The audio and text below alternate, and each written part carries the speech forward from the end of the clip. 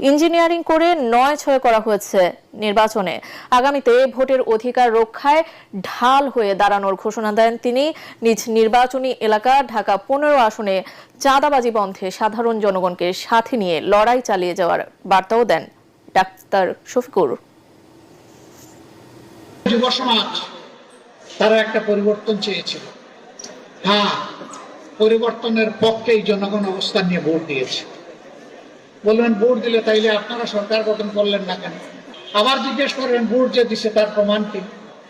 Vote দিছে তার প্রমাণ হলো আমরা জনগণকে বলেছিলাম আমরা সংস্কার চাই, আমরা নতুন বাংলাদেশ চাই, আমরা নতুন রাজনীতি চাই, আমরা পরিবর্তন চাই। এই চাইয়ের পক্ষে যারা আছেন তারা হা ভোট দিবেন। ৬৯ বার জনগণ হা ভোট দিয়েছে, এটাই তার প্রমাণ।